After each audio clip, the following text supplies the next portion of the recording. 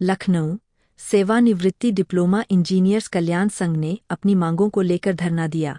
संघ के प्रांतीय अध्यक्ष R.K. भाटिया ने बताया कि प्रदेश भर में मंडल मुख्यालय पर मंडल आयुक्त और जिला मुख्यालय पर जिला अधिकारी के माध्यम से प्रधानमंत्री और मुख्यमंत्री को 1,500 समस्याओं का ज्ञापन प्रेषित किया गया। लखनऊ में कार्यक्रम स्वर्गीय B.N. सिंह जी के प्रतिमान स्थल पर संपन्न हुआ। इसके बाद लखनऊ मंडल और जनपद स्तर से ज्ञापन मंडलायुक्त और जिला अधिकारी के माध्यम से दिया गया।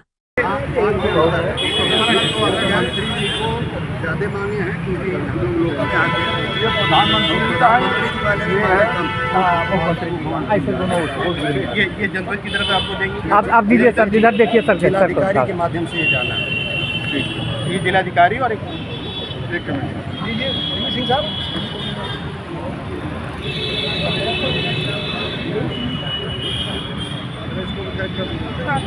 आना पड़ेगा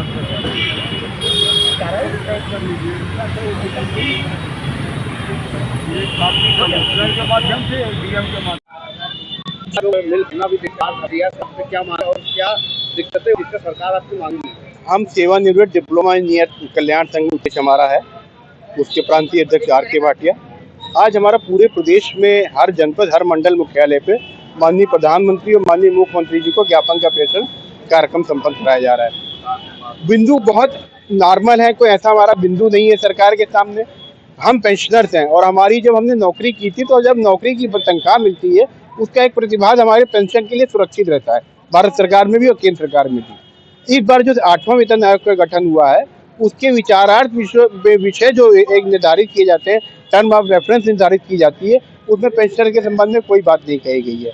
जबकि 7 वेतन आयोग बने, उनमें पेंशनर के बारे में बहुत चिंतन करता था, अपनी रिपोर्ट देता था कि पेंशन में कितना, जैसे उनका कर्मचारी का बढ़ेगा उसकी पेंशन में भी क्या बढ़ेगी। लेकिन इस बार की पेंशन आयोग में जो हमारा वेतन आयोग बना उसमें कोई भी बिंदु नहीं रखा गया है। पहली तो हमारी यही मांग है कि ये जो विचारार्थ विषय हैं उसमें अमेंडमेंट किया जाए भारत सरकार द्वारा और उसमें जो है पेंशनर को भी इसमें शामिल किया जाए, उसके हित भी इसमें देखे जाए। तो बाकी हमारी छोटी छोटी और समस्याएं हैं। हमारा राशि गण की अमाउंट हमें मिलती थी, आज 15 साल में कटौती हो रही है, जबकि वो 10 साल में पूरी हो जाती थी। माननीय उच्च न्यायालय ने भी उसको 10 साल 11 महीने में पूरा करने का आश्वासन दिया था, आदेश कर दिए थे। कई प्रदेश सरकारें ऐसे कर रही हैं, हमारी उस पर भी मांग है कि उसको भी 10 साल 11 महीने किया जाए। 65, 70, 75 साल पे 5% की हमारी वेतन वृद्धि हमें जैसे मिलती थी वैसे पेंशन की वृद्धि दी जाए, ये हमारी मांगे हैं। डिप्लोमा इंजीनियर के अलावा और भी विभाग के लोग यहाँ पे हैं इस समय। तो आज जो है बाकी घटक संघ हमारे पास समर्थन के लिए आए हैं और यहाँ पे सभी हैं। आज जेपीडब्ल्यूसी के भी यहाँ पे हैं, सचिवालय के भी हैं और राज कर्मचारियों के भी सभी संगठन यहाँ पर आज उपस्थित हैं और हम लोग के सहयोग में पूरी तरह साथ है हमारे। पूरा परिचय बताइए। मैं R.K. भाटिया, प्रांतीय अध्यक्ष सेवानिवृत्त डिप्लोमा इंजीनियर कल्याण संघ उत्तर प्रदेश। ये कि पेंशन बुढ़ापे की लाठी होती है, अगर पेंशन नहीं मिलेगी तो आपका परिवार कैसे खान-पीन करेगा, सरकार से क्या मांग? एक्चुअली मैं दिवाकर राय, कार्यकारी अध्यक्ष सेवानिवृत्त डिप्लोमा इंजीनियर्स कल्याण संघ। सरकार एक लोगों में, जनता में भ्रम फैलाए हुए है कि पेंशनर्स भार हैं उसके ऊपर, जबकि तीसरे चौथे वेतन आयोग तक जो वेतन आयोग का कैलकुलेशन होता है, खाना, बच्चों की पढ़ाई और खर्चे मेडिकल मिला करके जो कैलकुलेशन करती है सरकारें, और जितना कैलकुलेशन में हमारा वेतन बनता है उसमें गणना में साफ साफ लिखा होता था कि 20 से 25% हमें कम कर दिया जाता था, जिसको हम डिफर्ड पे कहते हैं, और उसी पैसे से भविष्य में हम लोगों को पेंशन मिलता रहा है, अभी तक मिलता रहा है। लेकिन सरकार इसे भार के रूप में 10 लाख करोड़ से ज़्यादा सरकार के पास जो है हमारा डिफर्ड पे का पैसा जमा है, लेकिन सरकार मीडिया में और आम पब्लिक में हमें भार के रूप में ले रही है। इसीलिए वैलिडेशन एक्ट 25 मार्च 2025 को पारित हुआ है, उसमें पेंशनर्स के खिलाफ चुपचाप संसद में बिल पारित करा लिया है।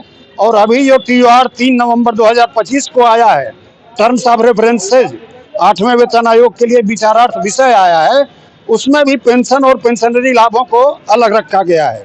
इस नाते हमारे पेंशनर साथियों में आक्रोश है और इस विषय को शामिल करने के लिए ध्यानाकर्षण के रूप में आज हम लोग यहाँ इकट्ठा हुए हैं। बात आगे नहीं बनी तो हमारे जो अग्रज संगठन है संयुक्त पेंशनर्स कल्याण समिति, उसके बैनर के तले और ऑल इंडिया पेंशनर्स की 21 दिसंबर को मीटिंग होने जा रही है, उसमें भी कोई हम लोग बड़ा निर्णय लेंगे कि किस स्तर से हम लोग सरकार को अपने कार्यक्रमों से ध्यान आकर्षण करें। चाहेंगे हम लोग आमरण अनशन करेंगे, धरना देंगे, हम लोग रिटायर्ड हैं, हड़ताल तो कर नहीं सकते, लेकिन ध्यान आकर्षण का कोई भी तरीका होगा उससे हम लोग पीछे नहीं हटेंगे।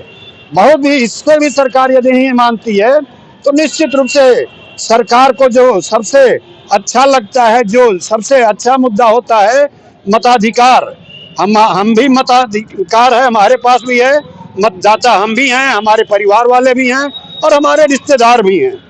हम भी सरकार के ही यदि आंकड़े की बात करें तो 69 लाख बताती है, और यदि हम अपने प्रभावितों को 10 से गुना करें तो 3 करोड़ से ऊपर हमारी संख्या भी हो जाती है।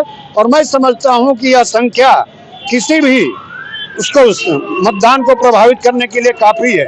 यदि हमारे बातें नहीं मानी जाती हैं तो हम मताधिकार के माध्यम से भी सरकार का ध्यान आकर्षण करना चाहेंगे। ठीक।